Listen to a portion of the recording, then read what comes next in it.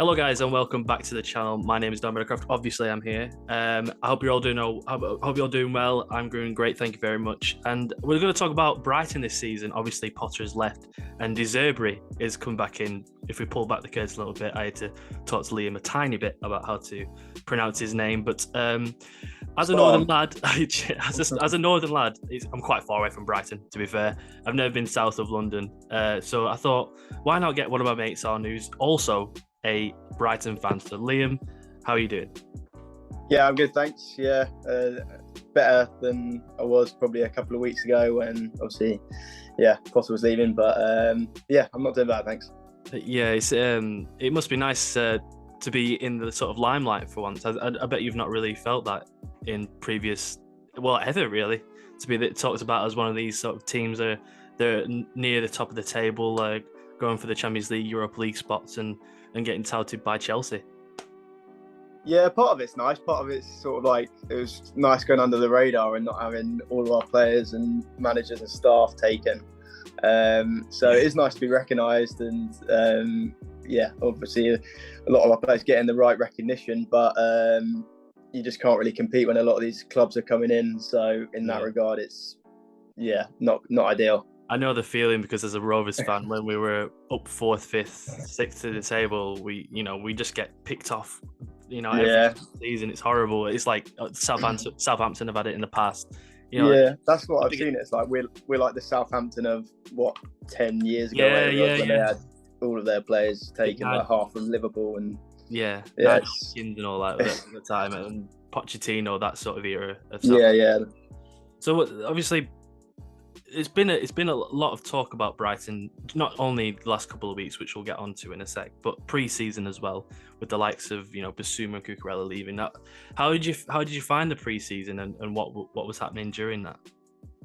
Yeah, well, obviously we ended the season really strongly, finishing ninth, like our best ever season, and going into that pre-season, I knew there would be some teams sort of sniffing around. Bissouma was one that, if you ask any Brighton fan, we knew he was leaving. He hadn't signed a new contract. He only had a year left. He was pretty much our best player the whole of last season. It was every Brighton fan was resigned to him going. It was just a matter of who he was going to go to, really. So he went, and it was quite nice to see him go to a Champions League club. Really, I'm glad he didn't go to like somewhere like Villa or somewhere like that, because he was linked to them, and I was like, don't, he's too good for that. So it was fine seeing him go, and obviously we had like Caicedo and other players that we sort of preempted him leaving, so we had him covered, I guess. But to see like Cucurella leave, obviously that was the big kick in the teeth. As soon as City came in for him, you knew it wasn't going to end well, and it seemed for a while he was destined to go there. Seemed like he wanted to play under Pep, and then didn't really budge on it. I remember that. Yeah, I remember that when he obviously went to Chelsea, and weirdly Brighton have this sort of system where you just pluck players from the random. I don't know. Dan Ashworth, obviously, I've spoken about on the channel, and he's obviously gone to Newcastle now, and you brought in a new fella.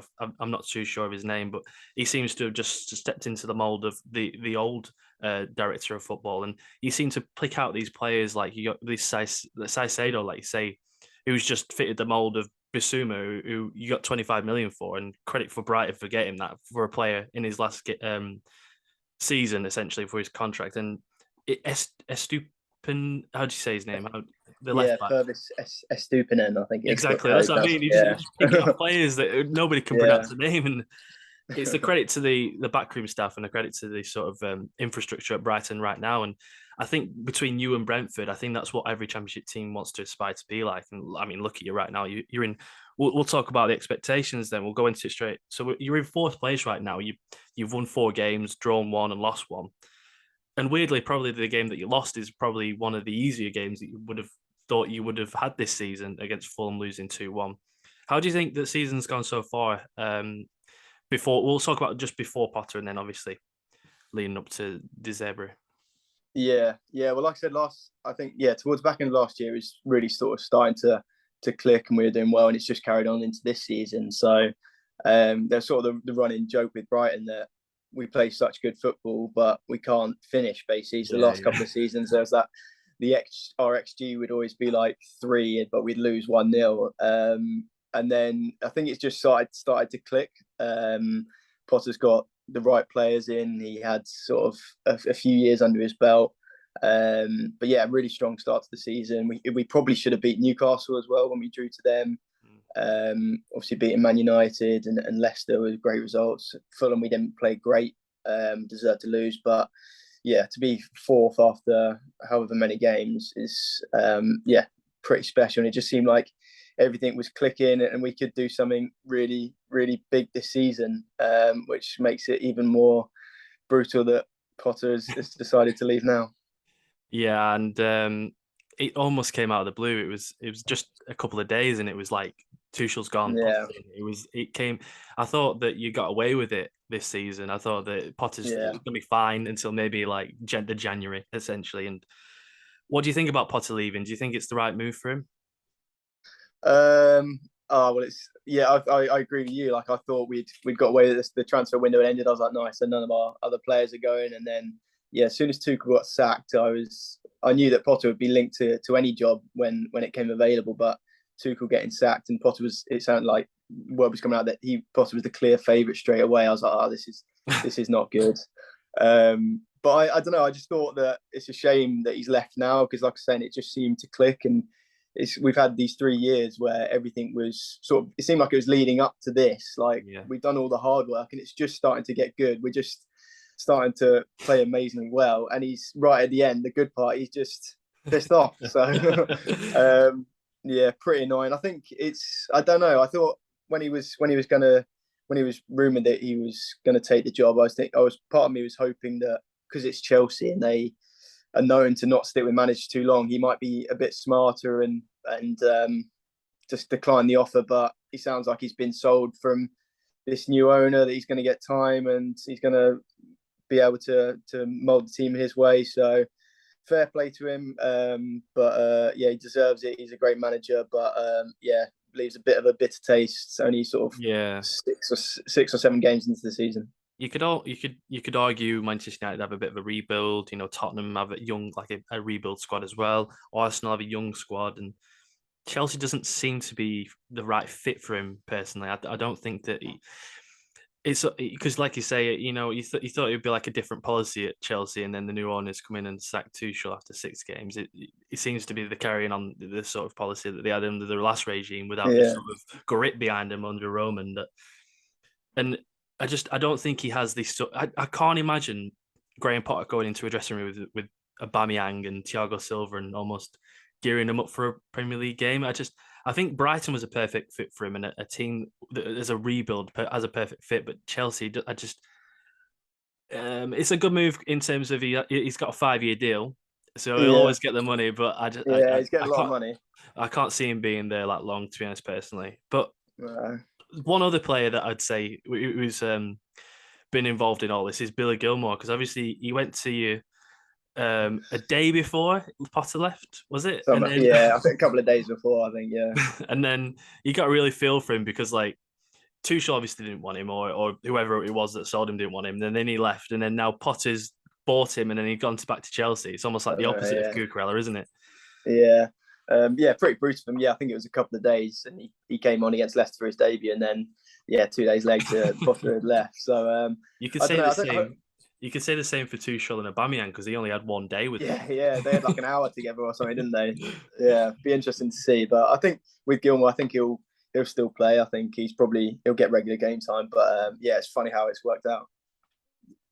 So obviously it took a little bit of a while to get ZERBI in charge, and obviously Lallana was in. Who was the manager in between? Was it Lallana? Was it Crofts? Wasn't it? Andrew Crofts? Yeah, it's our under-21 coach Andrew Crofts and Adam Lallana. But luckily we didn't play any games, so he's just doing a bit of training. It's lucky that you've got the international break as well with ZERBI, and he's got a little bit of time now. He's got a couple of weeks with. Well, it depends how many players there are, because there will be a lot in the internationals. Knowing Brighton's, looking up on Wikipedia, you have a lot of different random international players in your team from all around the world, including your striker. Ecuadorians. Yeah, exactly. With De Zerbi, what do you expect from him? What have you heard about him first of all, and what do you expect from him? Yeah, well, I knew when we were looking for a manager, there was lots of random names were popping up, and I knew it's the way we were going to do it. Like Potter, not many people had heard of Potter before, so I knew we wouldn't get a particularly big name or well-known name over in England for sure. So, yeah, when his name came up, I sort of hadn't really heard of him before, but yeah, I sort of trust our owner. He's a really good owner. He knows what he's doing. I think they would have like sort of pre-prepared for Potter leaving at some point, so they would have had names ready to reach out to. And yes, it sounds like De Zerbi's yeah, it sounds like a very sort of similar coach to Potter in a way, which I think was always the way we were going to go. He sounds like he's a very attacking, possession-based coach. Did a really good job for Saluso, I think it was, in Serie A. Sort of overachieved with them a lot. He looks very similar to what sort of Potter's career has gone. Started off in Serie D and then sort of made his way up to Serie A. Sort of overachieved with them. Got a couple of ninth place finishes, I believe it was. Yeah. And then went to Shakhtar, which sounds like he was doing pretty well, but obviously everything in Ukraine happened, so he had to leave there. But yeah, pretty excited. Saw his press conference. He doesn't speak loads of English, it seems like, so that'll be interesting to see how he gets his message of all to the players. But yeah, I trust the owner. They would have done their homework, and yeah, it seems like that also Juve were interested in him. So that can only be a good sign, I guess. Yeah, you always see him linked with Premier League sides and Football Manager personally, and I always see him Arsenal or United with him eventually. And like you say, it's Sassuolo, and even before that, Benevento. Before that, in the Serie CB, he was always praised for his, like you say, possession-based, attractive football.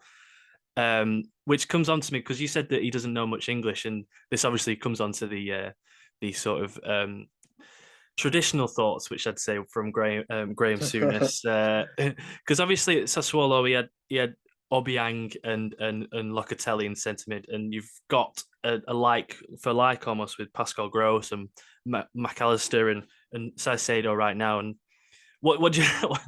It seems like a perfect, like, just it fits the mold for the Brighton system right now. And what do you think of Graham Potter's comments on Talksport? I know that he's meant to be on there to just get the clicks and the views, but what do you make of it? Oh yeah, well, Souness is just a bit.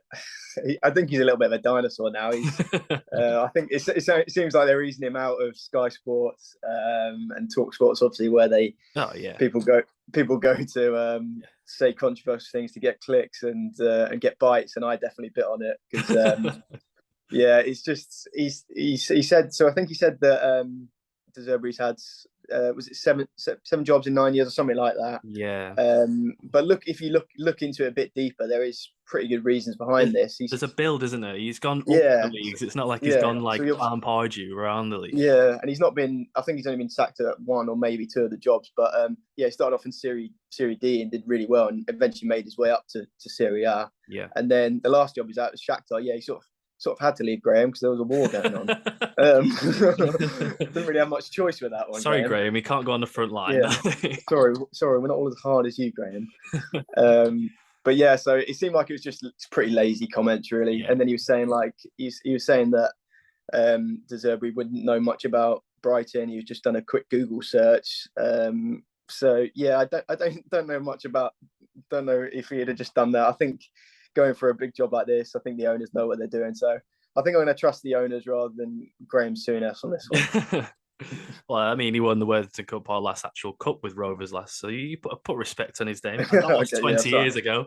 So yeah, exactly. I think the thing he's most famous for is putting that flag down in Galatasaray about 50 years ago.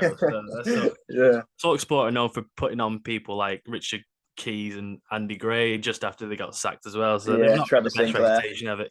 Oh God, yeah. Don't even. But obviously, he also talked about the fact that as a manager that doesn't know the league that well, he won't come in and do that well. But obviously, like you say, you just need to look a little bit deeper just to see that 4 Italian managers have won the Premier League, and the last time an English manager won the Premier League was in 1990. So it wasn't even an English Premier League; it was Howard Wilkinson with Leeds. It wasn't like you can't. Yeah, exactly. What's ironic is he said that De Zerbi's only done a little bit of a Google search about Brighton. That's how he's got the job. Whereas Graham Souness has obviously just done a little bit of a Google search on Roberto De Zerbi. Yeah, and just seen he's had those 3 jobs in that few years. I'll just speak about that. So yeah, you might play well. You might play well at football, but sometimes you don't know what you're talking about. To be honest with you, you can't really defend it. To be fair, but I mean, with the last point, we're going to go on with the future of Brighton now, because obviously the next 2 games are pretty tough, aren't they? Liverpool and Tottenham. So what is your expectations for the rest of the season? Do you think you're going to dip a little bit, or do you think it's going to just carry on the way it was?